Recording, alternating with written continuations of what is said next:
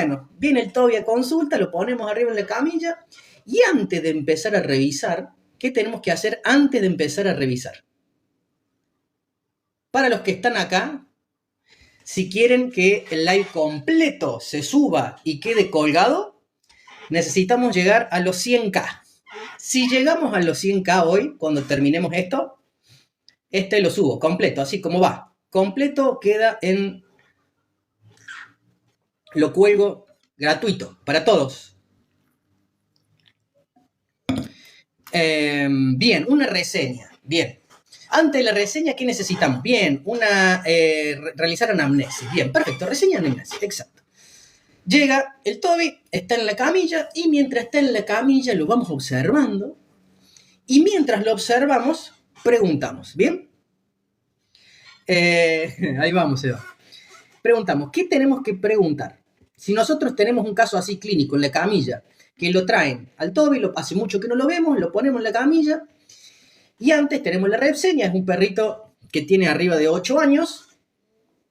¿Y qué se imaginan? ¿Qué le podemos preguntar? ¿Tiene tolerancia al frío? Sí. ¿Qué come? Balanceado. Quetzal pregunta qué come, come alimento balanceado. Vamos rotando todo eso. ¿Qué más preguntamos? Sí, nota un montón de cosas raras. Nota que tiene más hambre, nota que toma más agua, nota que orina mucho, nota que le empieza a faltar pelo, ni vómito ni diarrea, de cuerpo va bien. El Tommy querido, ¿cómo andás? De cuerpo va bien. Carla dice, ¿toma mucha agua? Sí, cree que está tomando más agua de lo común. ¿Hace cuánto viene ganando peso? ¿Hace cuánto viene perdiendo pelo? Bien, en realidad el peso, aparentemente la dueña lo ve más panzoncito, pero en el peso está medio parecidón. ¿Cuánto hace que viene perdiendo pelo? Y ya hace tiempo que se viene quedando peladito acá. Al comienzo ella pensaba que era porque estaba cambiando el pelo, su perro. El tema es que nunca lo recuperó. Lo perdía, pero no lo recuperaba. ¿Hace cuánto nota estos cambios? Y ya hace meses, semanas a meses. Y recién ahora, doña Rosa lo trae a consulta. Diabetes. Bueno, ya vamos a ver diabetes. Eso ya es adelantarnos al diagnóstico. Vamos con las preguntas, con la anamnesis primero, para luego pasar el examen físico, luego los complementarios, y ahí vamos a tomar una decisión de cuál es el diagnóstico definitivo y qué tenemos que hacer cuando lleguemos al diagnóstico definitivo. Eso, como dice ahí Dani, la diabetes es un diagnóstico presuntivo. Bien, Dani lo que presume como diagnóstico es que puede tener diabetes. Bien, ya lo vamos a desglosar un poquito. Historia clínica dice, ¿anteriormente ha estado internado? No, nunca ha estado internado. Catherine dice, ¿fue tratado con corticoides anteriormente? No, no fue tratado con corticoides. Ascitis, no lo sé, es una posibilidad que tenga ascitis, estamos en la anamnesis, ya vamos a llegar ahí, Casanova, ya vamos a llegar a ver si encontramos ascitis ahí. ¿Hace cuánto viene ganando peso? Aparentemente no ha ganado peso, pero la dueña lo ve más panzoncito. ¿Cuánto hace que ya viene meses perdiendo pelo? Su defecación prácticamente es normal. ¿Cuál es su dieta? Alimento balanceado. ¿Sarna? Bueno, eso sería un diagnóstico definitivo, que tenga sarna. Fati lo que dice como diagnóstico presuntivo que esto puede ser sarna. Sí, es una posibilidad, puede ser. Casanova dice que es ascitis. Sí, también es se nos empiezan a meter en la cabeza un montón de diagnósticos. Esos son diagnósticos presuntivos, ¿no? Y mira, puede ser ascitis, sí, puede ser ascitis. ¿Puede ser un problema cardíaco que está generando una ascitis? Sí, puede ser un problema cardíaco que está generando una ascitis, ¿bien? Puede ser sarna, como dijeron ahí. Sí, es una posibilidad. Normalmente no tiene esta distribución, pero no lo podemos descartar. ¿Bien? ¿Qué más?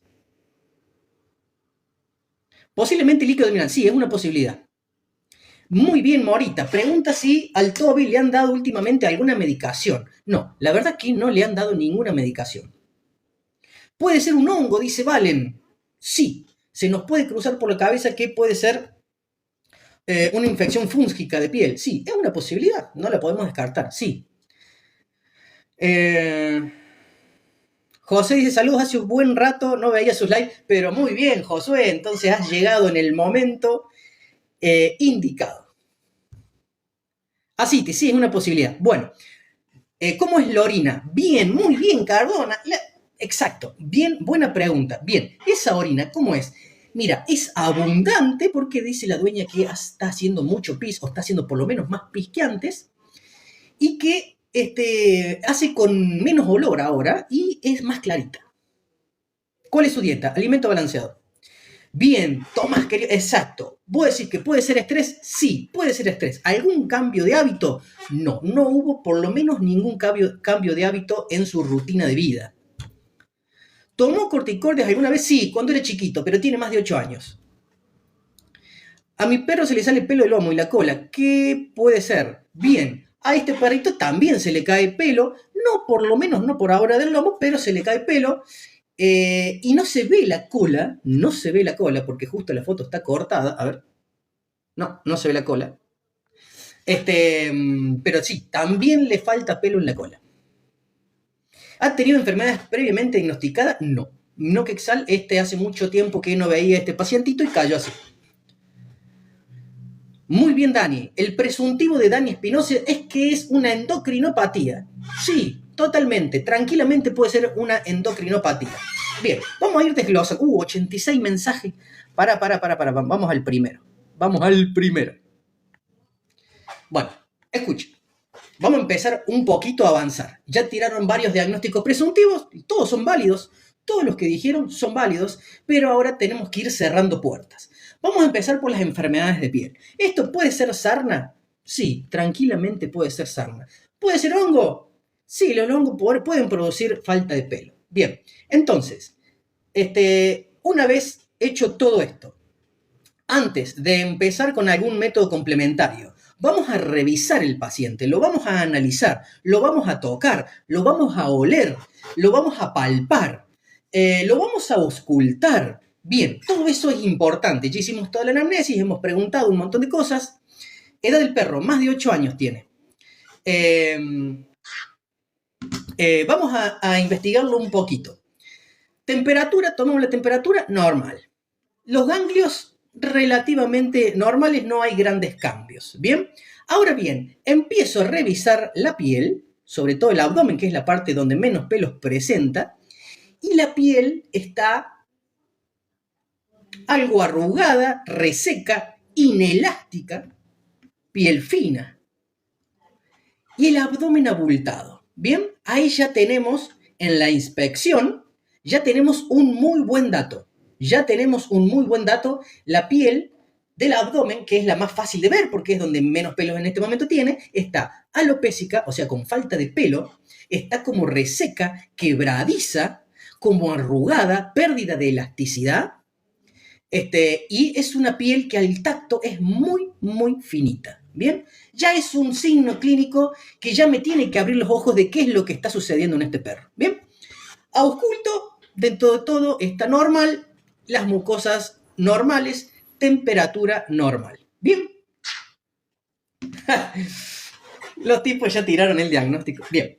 ¿Tiene tos? No, Mari, no tiene tos. Perfecto. Sabiendo esto, yo ya tengo una idea de qué puede llegar a ser, que ya lo dijeron, pero ¿tiene tos seca? No, no tiene tos. No hay problemas de tos, Mari, en esta oportunidad. No hay tos. Porque tiene razón, Mari, ¿por qué pregunta? Porque yo me imagino, porque un problema cardíaco, una insuficiencia cardíaca, principalmente insuficiencia cardíaca derecha, puede generar acumulación de líquido en el abdomen, y eso puede ser que esté el abdomen así medio abultadito con líquido. Sí, puede ser, pero corazoncito, tanto el lado izquierdo como el lado derecho se escuche bien. Emily dice, ¿orina mucho o poco? Orina mucho, Emily. Está orinando más de lo normal. ¿Bien? Ahí vamos a llegar a las pruebas diagnósticas. Bien, continuemos. Yo sospecho, digo, bueno, yo ya tengo una sospecha, pero vamos a tomarle una muestra de pelos. ¿Bien? ¿Para qué yo tomaría una muestra de pelos en este perro? Vos me decís, y bueno, porque puede ser sarna. Sí, Puede ser sarna, es una posibilidad. Hago un raspaje de piel y tomo muestra de pelo. ¿Tiene olor fuerte en la orina? No, Fati, no tiene la orina fuerte. Prácticamente es muy clarita la orina que está haciendo este perrito. Tomo una muestra de pelos y un raspaje de piel. ¿Bien? ¿Qué debería de encontrar en el caso de que, como dijeron ahí, fuera Cushing? ¿Qué debería de encontrar, como dice ahí Focasa? Varios dijeron ya. Luis ya lo está tratando, muy bien.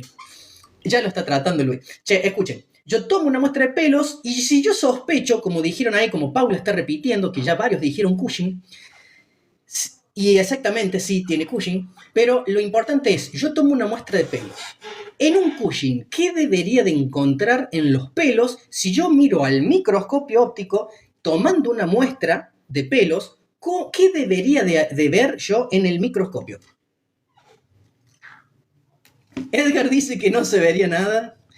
Pelo quebradizo, sí, es una posibilidad, se podría ver, pero ¿qué más? Ro dice que nada. Bacterias, sí, porque en el Cushing normalmente hay una inmunosupresión, así que sí puede ser que haya bacterias. Adelgazamiento del folículo, muy bien, el tema es que yo no estoy viendo la piel, estoy viendo... A ver, para, ¿qué se me pasó? Adelgazamiento del folículo, del bulbito piloso, sí, puede ser. ¿Qué más vamos a ver? Recuerden, en un Cushing vamos a tener una fase, ¿en dónde se va a encontrar el pelo? ¿En la fase anágena o telógena? ¿Qué vamos a ver si yo sospecho de Cushing en un examen de laboratorio, en un examen microscópico del pelo? ¿Cómo vamos a ver el pelo en un Cushing? Algo a nivel de histología. A ver, ¿qué ponen? Bien, en la fase telógena. Bien, exacto. ¿Y cómo me doy cuenta que el pelo está en una fase telógena? Muy bien. Perfecto, Leandro. Perfecto, Morita. Perfecto, Zuñi. Vamos a encontrar que en un Cushing que el pelo se encuentra en una fase telógena o telogénica. Bien. ¿Por qué me doy cuenta que el pelo está en una fase telogénica? Los escucho. Perdón, los leo. Muy bien, René, pero excelente. La clavó el ángulo. Se cortó. Recién se tildó un poquito. Volvimos, perfecto. Bien, no me acuerdo quién dijo. Sí, ahí voy. Para que vamos a correr el Toby. Vamos a ponerlo por acá arriba. Bien, recién estábamos hablando de que si yo sospecho de un Cushing, le tomo unas muestras de pelo y en qué fase debería de ver el pelo, ¿en la fase telogénica o anágena o analgénica? Bien, ustedes dijeron que está en la fase telógena. Excelente, excelente. Ahora yo les pregunto, ¿cómo se ve el pelo en la fase telógena al microscopio óptico? ¿Cómo se ve? Y ahí respondieron, que no me acuerdo quién dijo, pero ahí Morita lo recuerda, va a estar en punta de flecha. Bien, siempre vamos a ver el bulbo cuando está en la fase telogénica, o sea que está en la fase, está frenado el crecimiento de pelo. Esa es la fase telógena. El pelo no crece, está como en pausa el crecimiento de pelo. Bien, y en un Cushing justamente está el pelo en la fase, se frena en la fase telógena. ¿Y cómo vamos a ver el pelo en la fase telógena? En punta de flecha, warpón. Bien, eso es importante. Recuerden que la anágena o anagénica, donde el pelo está en crecimiento, vamos a ver la raíz. ¿Cómo vemos la raíz? ¿Cómo vemos la raíz en la fase anágena? Pregunta, ¿cómo vemos el pelo en la fase anágena? ¿Cómo sería completa? Si llegamos a los 100K, lo guardo a este live libre, lo cuelgo completo. Así que si le dan like, recuerden que si llegamos a los 100K, queda el live completo en mi perfil. Bien, lo que vamos a ver es el pelo en forma de ganchito. Bien, eso es importante.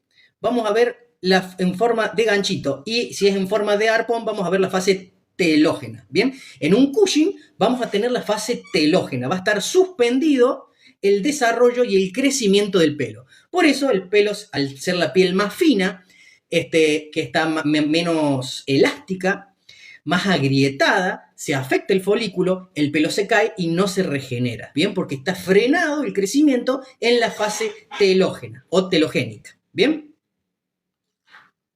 Ahora bien, en un Cushing, ¿vamos a tener abdomen abultado? ¿Qué les parece? ¿Vamos a tener abdomen abultado en un Cushing? Sí, bien. Morita dice que sí. ¿Por qué? Bien, todos que sí. Bueno, hermoso que nadie se ha equivocado. Todos dicen que vamos a tener muy bien, nada, penduloso. Esa es la definición. Abalonado con piel fina. Bueno, ya tenemos que en la inspección clínica tenemos la piel fina, agrietada, inelástica, porque recuerden que el Cushing afecta la formación de colágeno. Y la reserva más grande que tiene el cuerpo de colágeno es la piel. Como frena eso, frena la producción de colágeno, la piel es la principal afectada en cuanto a elasticidad. ¿Bien? Por eso lo vamos a ver reseca, quizás como descamada, finita, que se pliega, se arruga, pierde elasticidad, porque afecta la formación de colágeno. ¿Bien? Y eso es lo que vamos a encontrar en un caso como este. Entonces, hablamos del pelo, que afecta el crecimiento del pelo, afecta la piel. ¿Y por qué está abultado acá? ¿Por qué produce abdomen penduloso? ¿Qué es lo que sucede? ¿Por qué en Cushing se presenta un abdomen penduloso?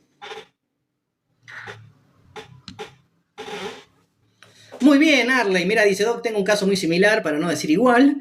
Es Vete, muy bien, me gustaría que me orientara. Bien, quédate que vamos a hablar toda la clase de esto. Cushing. Vamos a hablar de Cushing específicamente. Y mi pregunta es el siguiente. ¿Por qué tenemos abdomen penduloso en un Cushing? ¿Por qué está como panzoncito? ¿Es porque está gordo? No, Arley, no me mande fotos. Porque por día me llegan decenas de consultas. Imposible responderla, no respondo más. Tendré que poner una secretaria si tengo que responder todas las preguntas que me hacen en forma privada. Entonces, no las respondo. Llegamos 12K. Si llegamos a las 100K, colgamos este live completo en el perfil. Por la grasa que acumula. Sí, acumula grasa, bien, Cami, pero eso no es la causa de por qué produce abdomen penduloso. Muy bien, Ana, ahí está, perfecto. Disminución de la masa muscular. Perfecto. ¿Por qué se produce disminución de la masa muscular? El cortisol es una hormona catabólica. Produce catabolismo proteico. ¿Y cuál es la mayor reserva de proteínas del cuerpo? ¿Cuál es la mayor reserva de proteínas que tiene el cuerpo? La masa muscular.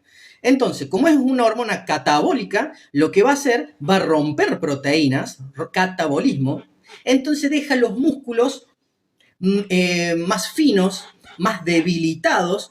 Por eso todas las vísceras, todo lo que tiene adentro del abdomen, al generarle peso, si el músculo está tonificado, no tiene que tener panza. Ahora bien, si tiene un catabolismo que ya viene de una cuestión de meses arrastrando esta problemática, el músculo abdominal no tiene la capacidad de tener firmeza y sostener todas las vísceras, entonces le empiezan a pesar. El músculo no lo puede sostener, entonces se empieza a formar este abalonamiento muscular del abdomen. No por aumento de grasa en sí, no porque tenga líquido, no porque esté gordo, sino que la masa muscular no puede sostener, muy bien, están flácidos los músculos, excelente, no pueden sostener todas las vísceras abdominales y le empieza a colgar la pancita sin pelos, piel agrietada y fina, como vemos en esta fotito del Toby. ¿Se entendió? ¿Se entendió hasta ahí? Ana dice que sí. Bien. Cami dice que sí. Cerebrum, gracias. Ahí siempre está firme, Cerebrum. Patri dice que sí. Suñi que sí. Morita dice que sí. Ay, se me perdieron. Hiperadreno, totalmente, Juan. Estamos hablando justo de un caso de hiperadreno. Gabriela dice que sí. Excelente. Bien, perfecto. Continuemos. Vamos a ver si llegamos a los 100. Toquen la pantalla. ¿Qué tipos de Cushing conocen?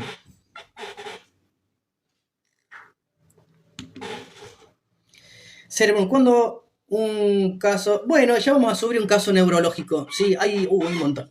Bueno, ya lo vamos a subir. Bien.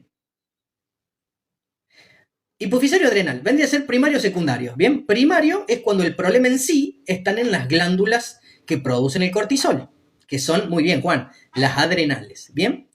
Y secundario puede ser que el problema venga del sistema nervioso central. O como dice Juan, puede ser iatrogénico. Si pasa que este perrito, recién hablamos de que no está bajo ningún tratamiento. Bien, cuando el perro está bajo un tratamiento de corticoides sostenido en el tiempo, se produce un Cushing iatrogénico. Bien, o sea que el Cushing, la enfermedad de Cushing es inducida por un mal tratamiento del colega que le esté metiendo corticoide a su perro. Bien. Bueno, sacando lo que es el Cushing iatrogénico, bien, tenemos dos. Tenemos el primario y secundario. Primario es cuando las glándulas adrenales producen en forma descontrolada y sin ningún tipo de regulación el cortisol. Bien, hasta ahí vamos bien.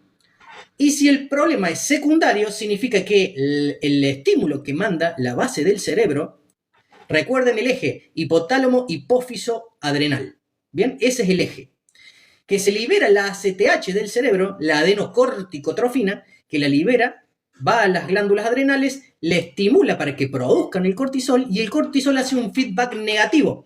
Cuando aumenta el cortisol, el cerebro se da cuenta, deja de producir la ACTH, entonces siempre se mantiene en límites normales, en rangos normales. Ahora bien, si el problema del cerebro, por una neoplasia, la producción de ACTH es alta, constante, indistintamente si sube mucho el cortisol o no. Bien, entonces ahí tenemos, muy bien, Juan. Entonces ahí tenemos que puede ser primario o secundario. Bien, hasta ahí está todo bárbaro. ¿Cómo diferencio mediante la clínica y los exámenes complementarios si es primaria o si es secundaria? ¿Cómo diferencio si tenemos un Cushing primario o un Cushing secundario?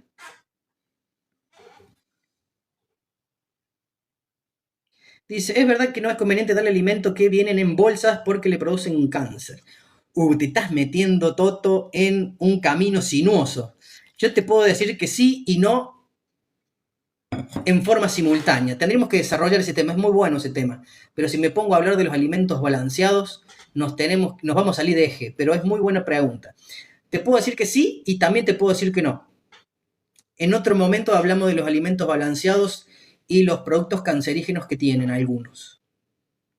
Una resonancia podemos hacer. Algo más barato, Juan. Dice Zuñi, yo lo llevaría a un endocrinólogo. Y sí, la verdad que sí, tendríamos que mandarlo a un veterinario endocrinólogo. Ecografía, muy bien, muy bien. La resonancia es más cara. Primero, Juan, vamos a hacer una ecografía que es más barata. No le vamos a hacer gastar tanto a doña Rosa, que seguramente se ha gastado una fortuna en el Toby con todas las pestes que se ha agarrado. Vamos a hacerle una ecografía. Bien, ¿cómo diferenciamos si es primaria o secundaria con una ecografía? Bien, muy bien, Camila. Le haría la prueba de dexametasona endovenoso. Bien, eso es para ayudar al diagnóstico de Cushing. Bien, perfecto. Se le pone dexa y eso se le se le mide el cortisol antes de empezar la prueba, se le pone dexametasona, 4 horas después se vuelve a tomar muestra de sangre y 4 horas más se le vuelve a tomar sangre y vemos si el cortisol se anula con la aplicación de la dexametasona. Muy bien, Camila, eso es un método, la prueba de dexametasona que se hace para el diagnóstico o llegar al diagnóstico de Cushing. Excelente. Muy bien, cerebro, exacto, el cortisol con inmunosupresión de dexametasona, excelente. Pero estamos hablando en esta oportunidad cómo diferenciamos con ecografía si es primario o secundario.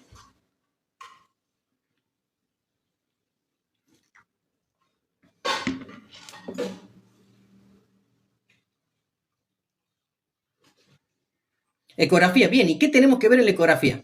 ¿Qué tenemos que ver en la ecografía?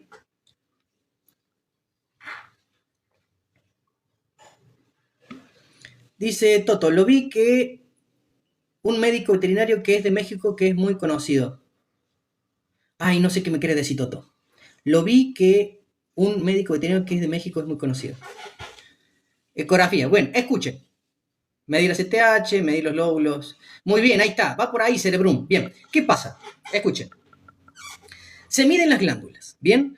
Cuando es primario, o sea que cuando el problema está en las glándulas adrenales, que hay, por ejemplo, una neoplasia en las glándulas adrenales, va a haber una que está notablemente más grande de tamaño. Bien. Al estar más grande de tamaño, con ecografía se mide y se ve el tamaño normal de las glándulas. Bien, cuando es tumoral, una de las glándulas está agrandada. Bien, está neoplásica. Entonces, ¿qué pasa? Esa empieza a producir cortisol sin ningún tipo de control. Entonces, ¿qué pasa? Al producir permanentemente cortisol, aumenta la concentración de cortisol en sangre, eso viaja al cerebro, el cerebro le avisa, che, mirá, hay mucho cortisol, y el cerebro, para disminuir la producción de cortisol, deja de liberar la ACTH, o sea, la hormona adenocorticotrofina. Entonces, al dejar de producir adenocorticotrofina, a la otra glándula del otro lado, con el tiempo se va a terminar atrofiando. ¿Bien? Porque no le llega señal.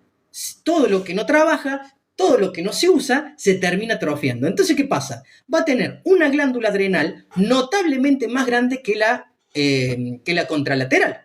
Es más, y la contralateral puede estar normal o disminuida de tamaño. ¿Bien? Entonces ahí ya tenemos una idea ya bastante acertada mediante un examen complementario por imágenes, que ahí vamos a ver una glándula adrenal agrandada, deformada, y la otra la vamos a ver normal o atrofiada. ¿Bien? ¿Vamos bien hasta ahí?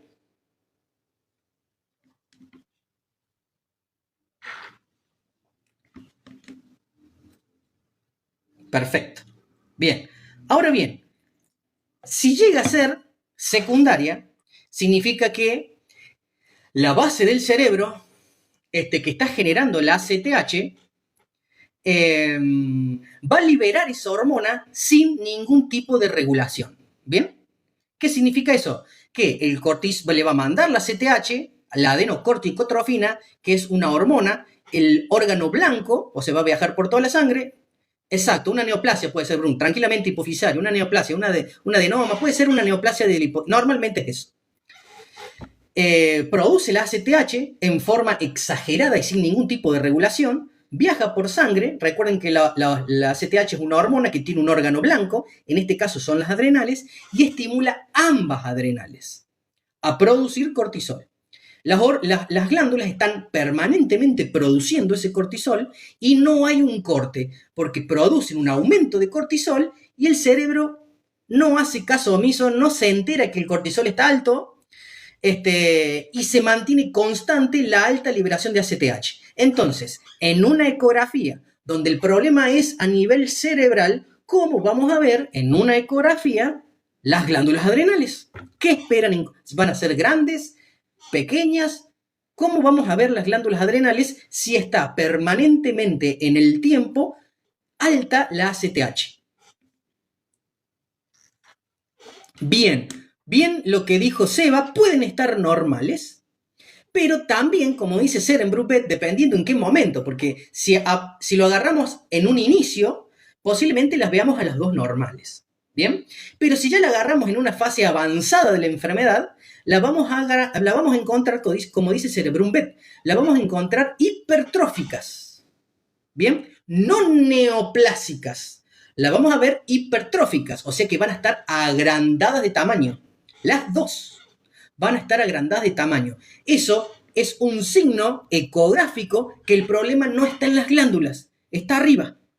¿Bien? ¿Se entendió?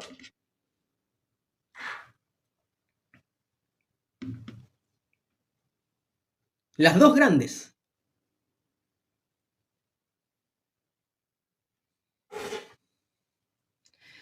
Sí, Catherine, exacto, síndrome de Cushing. Bien, ahora bien, recién dijimos que el Toby tenía poliuria polidipsia. Bien, les pregunto, además de tener poliuria y polidipsia, va a tener aumentado o disminuido el apetito. ¿El perro va a tener hambre o no va a tener hambre? ¿Qué les parece? Polifagia, totalmente aumentado, excelente. Bien. Sí. Perdón, había leído sin hambre. No, dice sí hambre. Bien, va a tener, exacto. Porque el cortisol estimula el centro del hambre. Bien, a nivel cerebral, el cortisol agarra la agujita y la trae para el lado del hambre más que para el lado de la saciedad. Bien, entonces el perro va a tener polifagia. Va a tener polifagia y va a tener poliuria, polidipsia. O sea que va a tomar mucha agua y va a comer mucho. Toma mucha agua y come mucho. Ahora bien, ya encontramos el argumento de que el Toby, ¿por qué puede tener mucha hambre? Bueno, doña Rosa, lo que pasa es que todo esto es compatible con síndrome de Cushing y el síndrome de Cushing produce polifagia. O sea, ¿qué significa eso? Y para que lo entienda doña Rosa, come mucho, ¿bien? Come mucho. Pero también doña Rosa me dice que toma mucha agua. Polidipsia. Polidipsia, toma mucha agua. Bien, ahora, mi pregunta es la siguiente.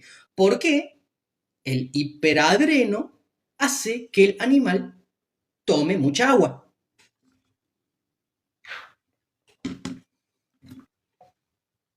Las 3P, muy bien. Polidipsia, poliuria, polifagia. Tiene todo, todas las P. Bastante al hipotiroidismo. Y los hipotiroideos tienen otros signos. Sí, algunos se pueden compartir, pero tienen, se puede diferenciar.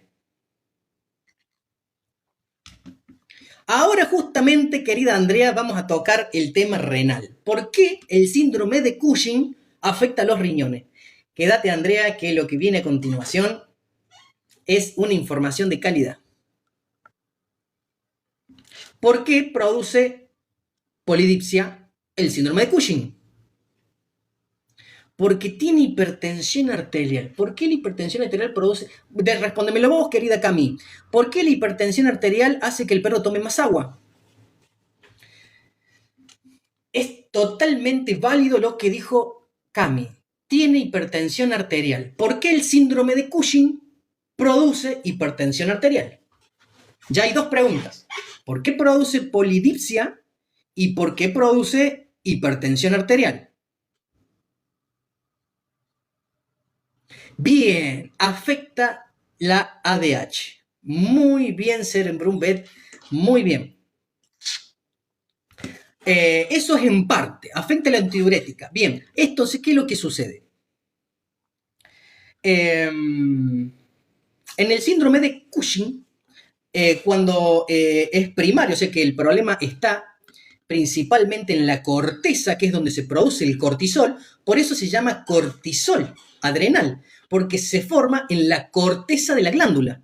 Así que ahora no se pueden olvidar más cuando yo le diga cortisol. El cortisol adrenal es porque se produce en la corteza de la glándula. ¿Bien? Pero el cortisol es un glucocorticoide.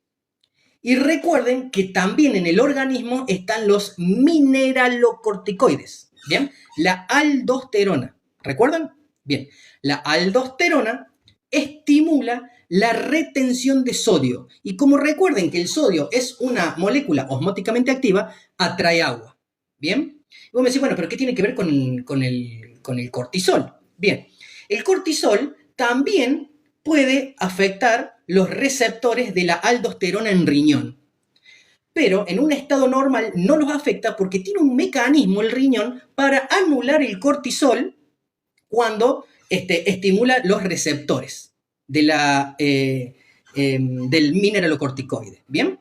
Pero ¿qué pasa? Cuando el cortisol está muy elevado, se satura ese sistema. Entonces termina estimulando la retención de sodio el cortisol. Eso hace que al retener sodio, retenga agua y aumente la presión. Ese es un mecanismo de por qué los síndromes de Cushing aumenta la presión y genera hipertensión arterial. Pero esa no es la única razón. No es solamente por la retención de sodio. Si bien es un buen punto de por qué aumenta la presión, no es el único. El otro punto también es que sensibiliza los vasos sanguíneos a las catecolaminas. Bien, las catecolaminas se producen en las adrenales como la adrenalina y la noradrenalina. o la epinefrina y la norepinefrina, que es lo mismo. Bien, entonces, ¿qué pasa? ¿Qué genera las catecolaminas en los vasos sanguíneos? Generan vasoconstricción. ¿Bien? ¿Qué pasa? El cortisol sensibiliza los vasos sanguíneos a las catecolaminas. ¿Qué va a suceder? Que ante cualquier situación donde hay, aunque sea un poquito de catecolaminas, imagínate si la glándula adrenal está tumoral y está desparramando catecolaminas por doquier, va a generar que los vasos sanguíneos, al estar sensibilizados, el cortisol, al sensibilizar los vasos sanguíneos a las catecolaminas, y en las catecolaminas al aumentar, porque también se producen las adrenales, se produce una vasoconstricción. Al haber una vasoconstricción y a la vez al retener sodio en los riñones, aumenta el volumen, y no solamente aumenta el volumen, sino que los vasos empiezan a ser más pequeños. Eso hace que la presión se vaya a las nubes. ¿Bien? Y cuando la presión se va a las nubes, se nos empieza a ir el TOBI. Se nos empieza a ir el TOBI. Entonces nosotros, como médicos clínicos, tenemos que saber que si yo sospecho de un Cushing, le tengo que tomar la presión, queridos compañeros. Le tengo que tomar la presión al perro. Manguito, ¿me podría explicar de manera simple diarrea secretora? Y querido, lo que pasa es que si me pongo a hablar de las diarreas, los tipos de diarreas, se me va la clase al carajo. Prometo que en algún otro momento donde hablemos de la parte gastrointestinal, un caso de gastroenteritis, vamos a hablar de los tipos de diarrea. ¿Se entendió? Se nos va el Toby, doña Ros, claro, totalmente. Dice Ana, qué buen dato, doc. No, gracias a vos, Ana, por estarme ahí siempre respondiendo a las preguntas. Bien, siguiente pregunta. ¿El síndrome de Cushing produce daño renal? ¿El síndrome de Cushing produce daño renal? Cerebro dice, entendido, salud. Nicaragua, gracias por estarme acompañando desde Nicaragua. Acá a la vuelta. No sé cuántos kilómetros hay de Argentina a Nicaragua. Gracias por estarme acompañando de Nicaragua. Produce daño renal, totalmente.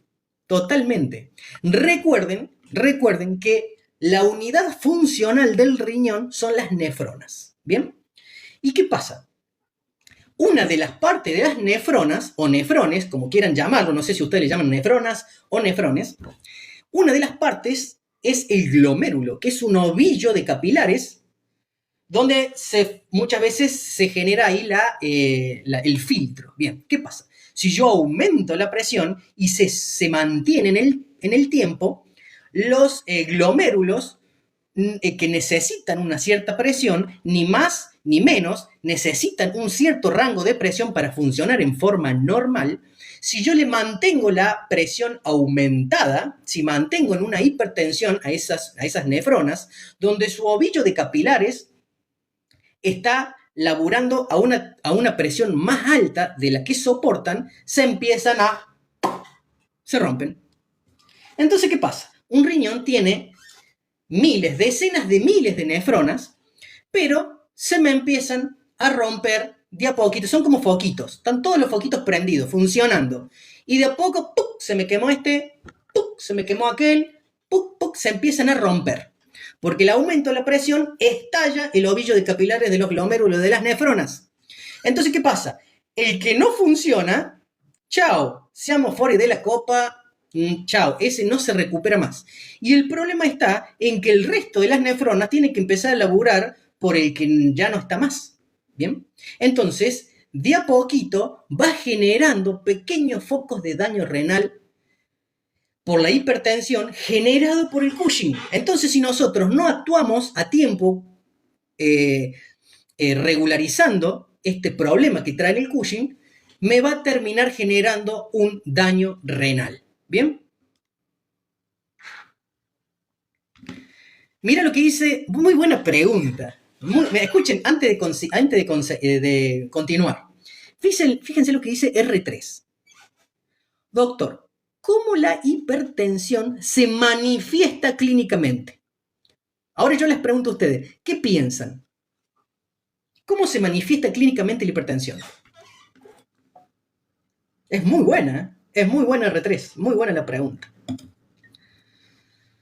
Si llegamos a los 100K, somos 147, 148, 150 personas. Si llegamos a los 100K, guardamos el like para que todo el mundo lo pueda ver. Muy bien, Ana. Muy bien, Ana. Fíjense lo que dice Anita. Es silenciosa. No te vas a dar cuenta, R3.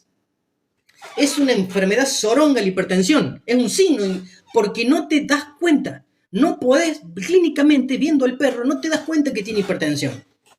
Ahora bien, si lo llevas a un oftalmólogo y le hace un fondo de ojo, es probable de que se vean hemorragias en la retina. Eso es un muy buen dato. Anótenlo si quieren.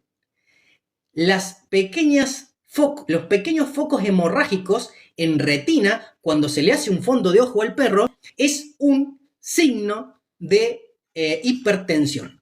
Bien, así que si ustedes sospechan, tómenle la presión y pueden ver, haciéndole un fondo de ojo, poniéndole un midriático, un anestésico en el ojo, le ven así y fíjense si la retina tiene pequeños focos hemorrágicos.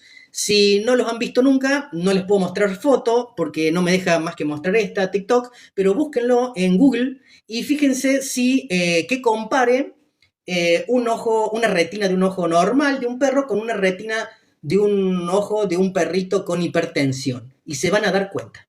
¿Bien? Así que ya lo saben. Bien. ¿Qué dijimos? Que afecta, produce daño renal, muy bien. Empieza a tener proteinuria. Recuerden que si se rompen los glomérulos por el aumento de la presión que genera el Cushing, se rompen los glomérulos y empieza a haber pequeña pérdida de proteínas. Y cuando empieza a haber pérdida de proteínas por orina, se llama proteinuria. Entonces, al tomarle una muestra de orina al Toby, vamos a ver que salen varias cruces de proteínas, ¿bien? Entonces, eso es un signo compatible con Cushing. Entonces, vamos sumando porotitos, subporotitos, terporotitos, vamos sumando, ¿bien?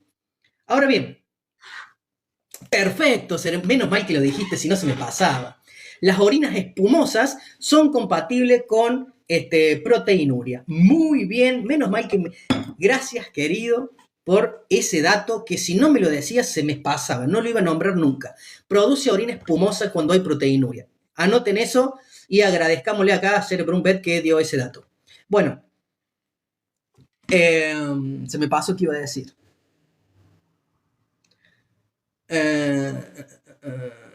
Produce proteinuria. Bueno, se me olvidó. Culpa de Cerebrum-Vet, se me olvidó lo que iba a decir. Bien, buena pregunta. Mira, ay, se me fue. Alegna dice, hola, ¿se puede generar saculitis por síndrome de Cushing?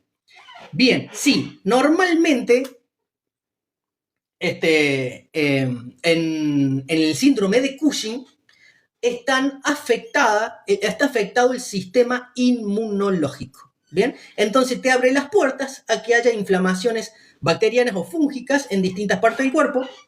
Así que sí, Alegna, puede que genere eso. Ahora bien, en un síndrome de Cushing, en un leucograma de estrés, porque normalmente un Cushing, ¿qué le vamos a hacer? Le vamos a tomar una muestra de sangre y manda al laboratorio.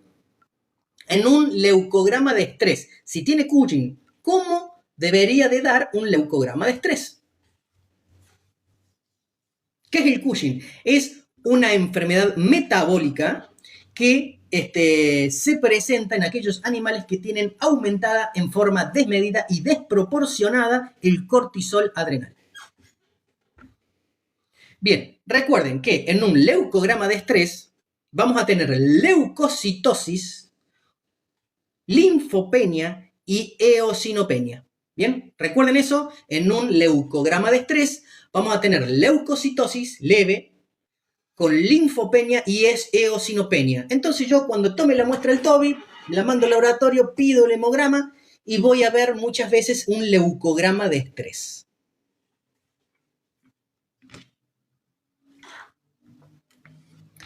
Carlito, buenas noches. ¿Se puede hablar de los tumores malignos en gatos? Sí, tengo reel en mi perfil. Creo que hay uno que está anclado.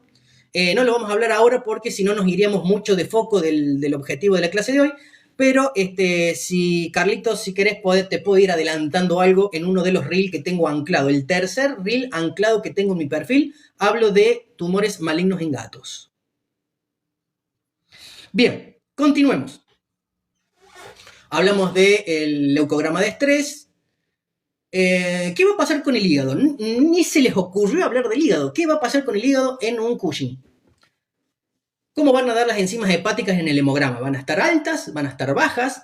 ¿Cómo va a estar ecográficamente el hígado? ¿Va a estar agrandado? ¿Va a estar más pequeño? ¿Qué piensan? Muy bien, van a estar altas, excelente.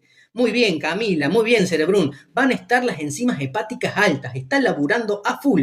¿Por qué? ¿Qué hace el cortisol en el hígado? Cuéntenme, ¿qué hace el cortisol en el hígado? ¿Por qué las enzimas hepáticas están altas?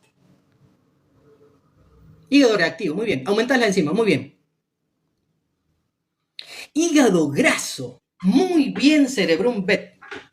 Un crack, Cerebrún, excelente. Siempre mido en los videos, muy bueno. Para los que están acá, síganlo al doc. Cerebrún Bet, excelente. Hepatomegalia, va a haber una hepatomegalia, exactamente. Va a haber una hepatomegalia, va a estar sobreestimulada la gluconeogénesis. Entonces el hígado se va a llenar de glucógeno hepático y de lípidos, de grasa, ¿bien? Entonces el hígado se empieza a agrandar, va a haber una hepatomegalia. Y en el análisis de sangre, las enzimas hepáticas van a estar elevadas. Excelente. Ahora bien, recién dijimos que produce gluconeogénesis, formación de nueva glucosa. ¿Bien? Excelente. ¿Qué va a generar el cortisol a la glucemia? ¿Qué va a generar el cortisol a la glucemia?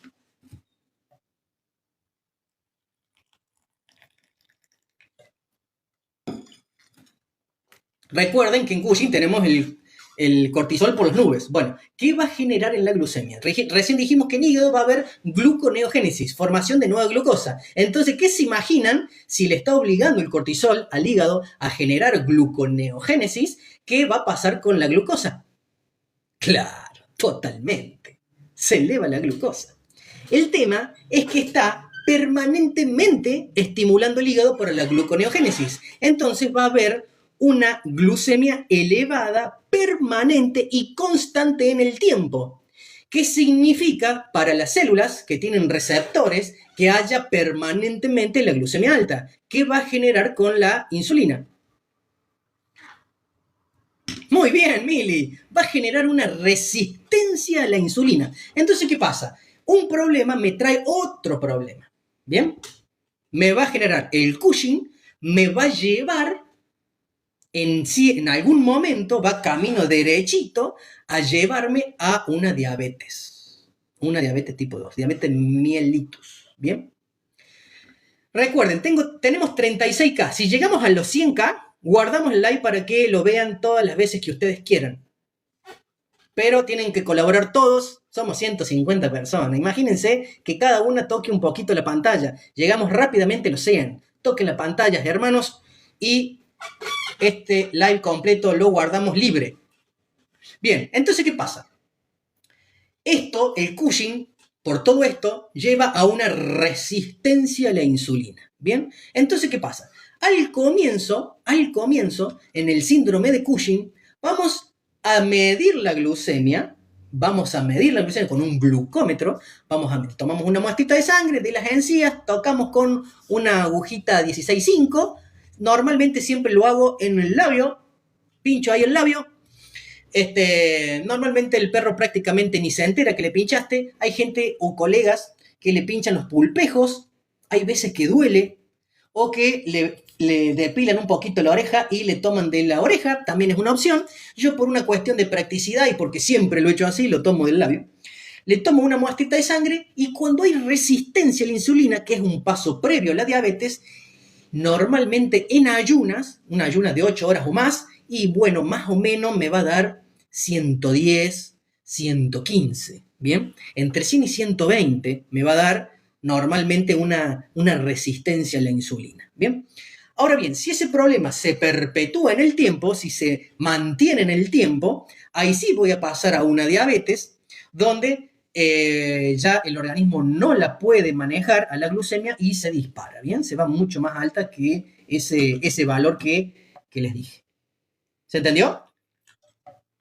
Entonces, si yo tengo un Cushing, voy a tener aumento de la presión, o sea, va a ser hipertenso, va a tener poliuria, polidipsia, va a tomar mucha agua y va a orinar mucho. ¿Por qué toma mucha agua? Porque orina mucho. Si orina mucho, se empieza a deshidratar. Entonces el organismo, para compensar esa deshidratación, toma más agua. Bien, recuerden que al romperse los glomérulos, que es el ovillo de capilares de las nefronas, empieza a haber proteinuria, pierde proteína, que eso lo vamos a ver en el análisis de orina, pero no solamente eso, sino que también se va a saturar el sistema de recaptación de glucosa. Porque habíamos dicho que predispone a la diabetes. Si predispone a la diabetes, la glucosa empieza a concentrarse mucho en sangre y el sistema que tiene el riñón para recuperar las moléculas de glucosa se satura el sistema. No las puede traer a todas porque tiene una cantidad de moléculas de glucosa infernal en sangre y el sistema se satura. ¿Qué significa eso? Que la glucosa sigue de largo por el túbulo contorneo proximal, distal, asa de Henle, túbulo colector, chau, y se va la mierda. Se va la glucosa a la voz. Y si se va, recuerden que la glucosa es una molécula osmóticamente activa. ¿Qué significa eso? Que retiene agua. Entonces, si retiene agua, ¿qué se supone que va a producir en la orina? Va a aumentar el volumen, la cantidad. Dame un minuto que TikTok me pide una verificación. Bien, perfecto. Entonces lo que vamos a encontrar va a ser que la cantidad de glucemia, como está elevada, pasa a orina y al haber mucha glucosa en orina, que es una partícula osmóticamente activa, retiene agua, aumenta el volumen de orina y produce poliuria. Excelente, R3. Produce poliuria, o sea, orina grandes volúmenes de orina. Entonces el perro se empieza a deshidratar porque está perdiendo mucha agua. Entonces, para compensar, el organismo le dice, che, mirá, toma más agua porque nos estamos quedando sin reserva de líquido. Entonces el perro empieza a tener poliuria y polidipsia. ¿Bien? ¿Se entendió? ¿Hasta ahí vamos bien? ¿O más o menos?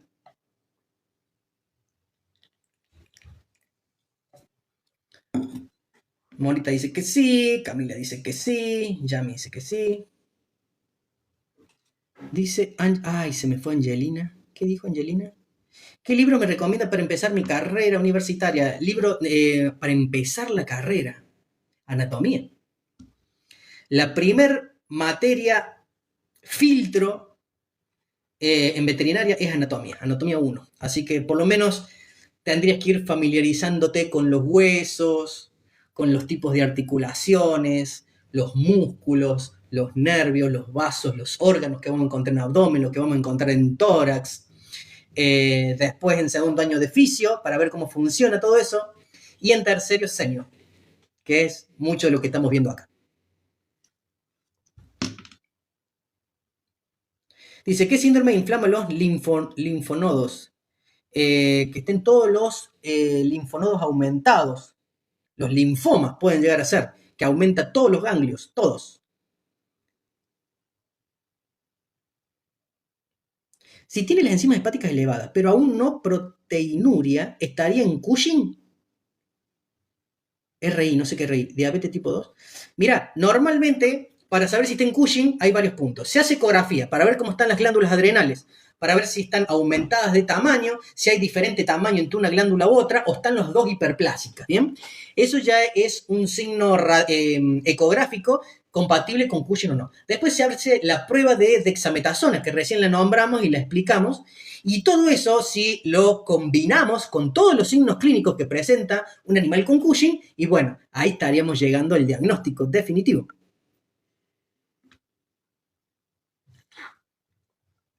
La presión, hablamos de la presión, va a estar aumentada la presión.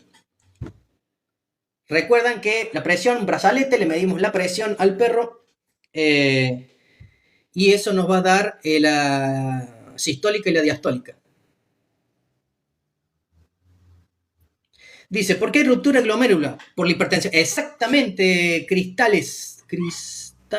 Exactamente, la hipertensión son los glomérulos, que es una de las partes de las nefronas, son muy sensibles al aumento de la presión. Si es momentáneo y pasajero, no va a pasar nada. Ahora bien, si es sostenido en el tiempo, los glomérulos se terminan rompiendo. Eso hace de que se destruyan y empieza a haber proteinurias.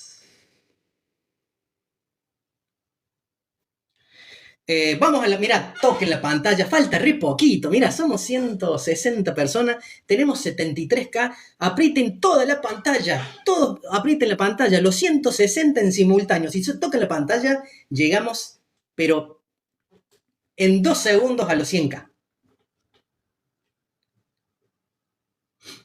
Sí, se puede medir el UPC, muy bien.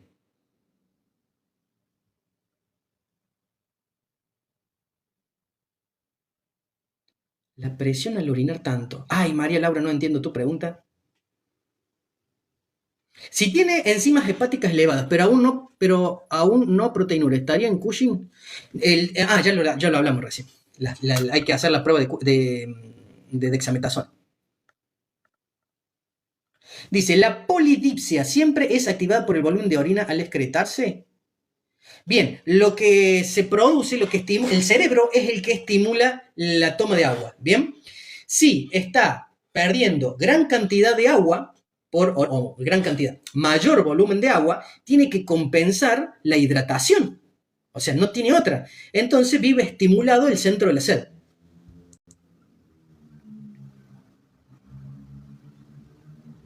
Dice, Doc, si te entramos en una hipertensión arterial, ¿no? Podemos tener un edema de pulmón. Mira, normalmente el edema de pulmón no se da por la hipertensión en sí, sino se da por una insuficiencia cardíaca. ¿Bien?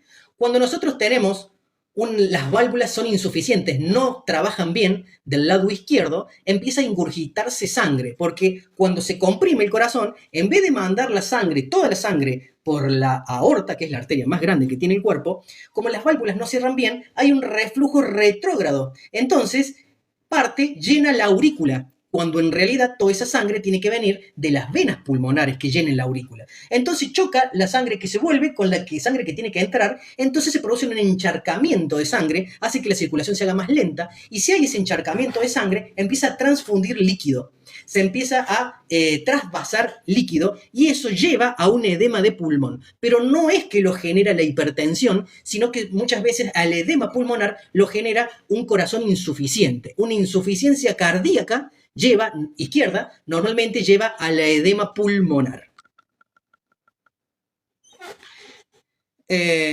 Bueno, queridos, mirá, tenemos 98, qué grande, llegamos bien. Bueno, último punto, y me retiro.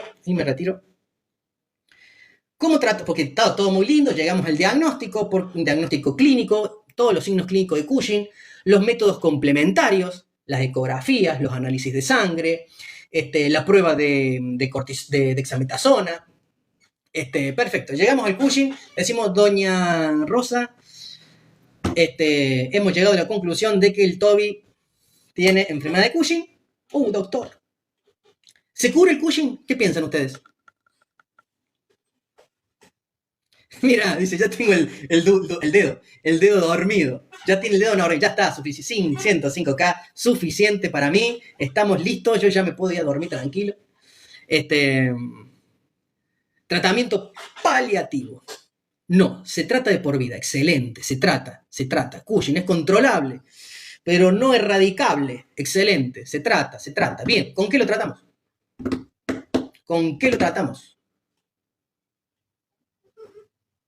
Doc, ¿hace live diario? No, no lo hago todos los días. Trilostano o mitotano. Muy bien, mitotano también puede ser. Yo normalmente uso el trilostano. Lo único que, doña Rosa, agárrese los pantalones porque el trilostano no es barato. Bien, es una droga bastante cara, así que el Toby le va a llevar unos pesos mensuales. Lo que hace el trilostano. ¿Qué hace el trilostano? Y me retiro. ¿Qué hace el trilostano? Sí, el ketoconazol también se se puede utilizar para tratar en forma secundaria, ¿no? Porque el ketoconazol es un antimicótico, pero sí, también lo he escuchado que se puede utilizar como tratamiento del Cushing. Muy bien, Poppy. Interfiere en la formación del cortisol. Muy bien.